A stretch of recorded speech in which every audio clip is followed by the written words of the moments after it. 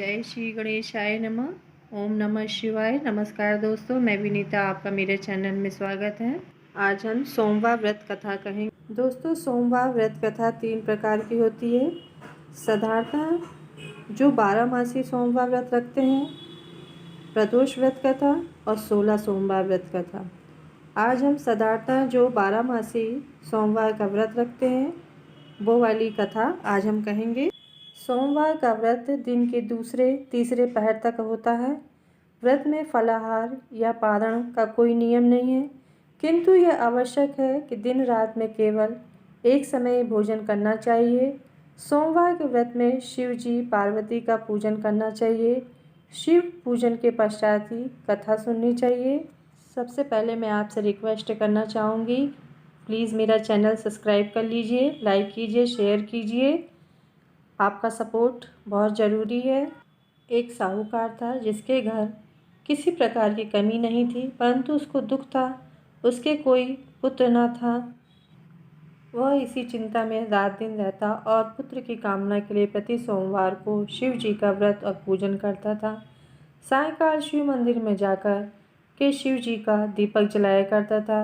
उसके भक्ति भाव को देखकर एक समय श्री पार्वती जी ने शिव जी महाराज से कहा, ये साहूकार आपका अनंत भक्त है और सदैव आपका व्रत पूजन बड़ी श्रद्धा से करता है, इसकी मनोकामना पूर्ण करनी चाहिए। शिव जी ने कहा, पार्वती, ये संसार कर्म क्षेत्र है।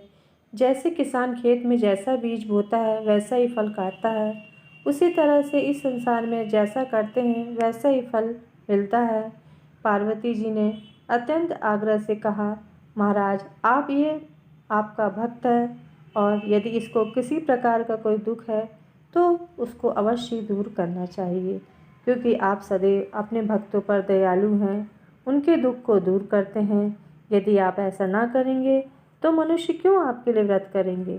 पार्वती जी का ऐसा आग्रह देख शिव जी महाराज कहने लगे, हे पार्वती, इसके कोई पुत्र नहीं है, इसी चिंता में यह दुखी रहता है। इसके भाग्य में पुत्र न होने पर भी मैं इसको पुत्र की प्राप्ति का वर देता हूँ, परंतु वह पुत्र केवल 12 वर्ष तक जीवित रहेगा। इसके पश्चात वह मृत्यु को प्राप्त हो जाएगा। इससे अधिक मैं और कुछ इसके लिए नहीं कर सकता। यह सब बातें वह साहूकार सुन रहा था। इससे उसको ना कुछ प्रसन्नता हुई और ना ही कुछ कष्ट हुआ। वो पहले जैसे ही शिव जी महाराज का व्रत पूजन करता रहा। कुछ काल व्यतीत हो जाने पर साहूकार की स्त्री गर्भवती हुई। 10वें महीने तक उसके गर्भ से अति सुंदर पुत्र की प्राप्ति हुई। साहूकार के घर में बहुत खुशी मनाई गई, परंतु साहूकार ने उसकी केवल 12 वर्ष की आयु जान कोई अधिक प्रसन्नता प्रकट नहीं की और ना ही किसी को भेद बतलाया। जब वो 11 वर्ष का हो गया तो उस बालक की माता ने उसके पिता से विवाह आदि के लिए कहा, परंतु वह साहूकार कहने लगा, मैं अभी इसका विवाह न करूँगा और काशी जी पढ़ने के लिए भेजूँगा। फिर साहूकार ने अपने साले अर्थात उस बालक के मामा को बुलाकर उसको बहुत सा धन देकर कहा, तुम इस बालक को काशी जी पढ़ने के लिए ले जाओ और रास्ते में जिस स्थान पर भी जाओ यज्ञ करो और ब्राह्मणों को भोजन कराते जाओ। वह दोनों मामा भांजे सब जगह यज्ञ करते, ब्राह्मणों को भोजन कराते जा रहे थे। उनके रास्ते में एक शहर पड़ा। उस शहर के राजा की कन्या का विवाह था।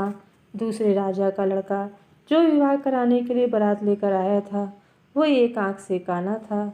उसके पिता को इस बात की बड़ी चिंता थी, कहीं वर को देख कन्या के माता पिता विवाह में किसी प्रकार की अड़चन पैदा न कर दें। इस कारण उसने अति सुंदर सेठ के लड़के को देखा तो मन में विचार किया, क्यों ना ढुकाव के कपड़े पहनाकर इसको विवाह के लिए ले जाएं। फिर उसको वर के कपड़े पहनाकर तथा घोड़ी पर चढ़ा ढुकाव पर ले गए और बड़ी सुंदरता से सब कार्य हो गए। वर के पिता ने सोचा, यदि विवाह कार्य भी इसी लड़के से करा दिया जाए तो क्या बुराई है।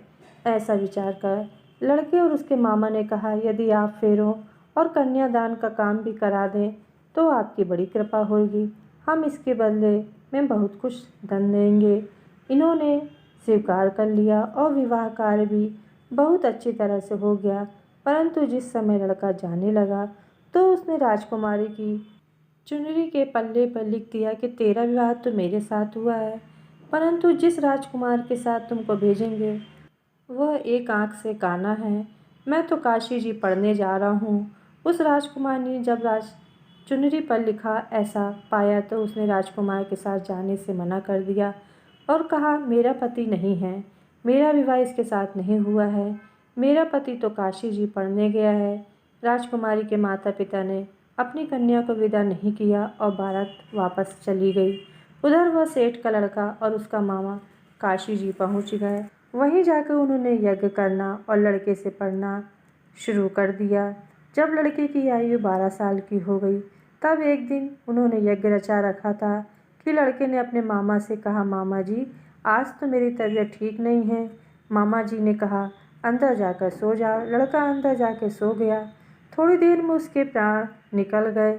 जब उसके मामा ने आकर देखा कि वह तो मुर्दा पड़ा है तो उसको बड़ा दुख हुआ और उसने सोचा कि मैं अभी रोना पीटना मचा दूंगा तो यज्ञ का कार्य अधूरा रह जाएगा। अतः उसने जल्दी से यज्ञ का कार्य समाप्त कर ब्राह्मणों के जाने के बाद रोना चालू कर दिया। संयोगवश उसी समय शिव जी पार्वती वहाँ से गुजर रहे थे।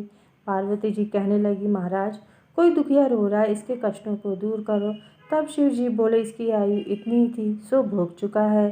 पार्वती जी ने कहा, महाराज कृपा करके इस बालक को आयु दो, अन्यथा इसके माता पिता तड़प तड़प कर मर जाएंगे। पार्वती जी के इस प्रकार बार बार आग्रह करने पर शिव जी ने उसको जीवन दान दिया और शिव की कृपा से लड़का जीवित हो गया। शिव पार्वती कैलाश चले गए। तब उसी प्रकार यज्ञ करते हुए अपने घर की ओर चल पड़े। रास्ते में उसी शहर में आए जहाँ उसका विवाह हुआ था। वहाँ पर आकर उन्होंने यज्ञ किया तो लड़के के ससुर ने पहचान लिया और अपने घर महल में लेकर बड़ी खातिर के साथ बहुत दासियों सहित आदरपूर्वक लड़की और जमाई को विदा किया। इधर लड़के के माता पिता दुखी होकर बैठे थे।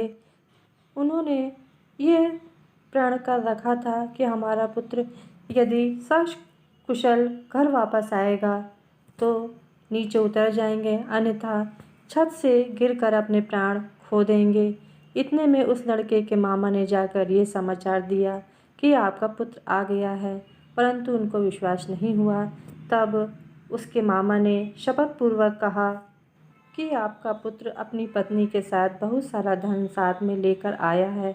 तो सेठ ने आनंद के साथ उनका स्वागत किया, बड़ी प्रसन्नता से रहने लगे। इसी प्रकार जो कोई भी इस कथा को पढ़ता या सुनता है उनके सभी दुख दूर होकर समस्त मनोकामनाएं पूर्ण होती है। ओम नमः शिवाय। दोस्तों आपको बारामासी सोमवार की कथा अवश्य पसंद आई होगी, लाइक अवश्य कीजिएगा। ओम नमः शिवाय। नमस्कार।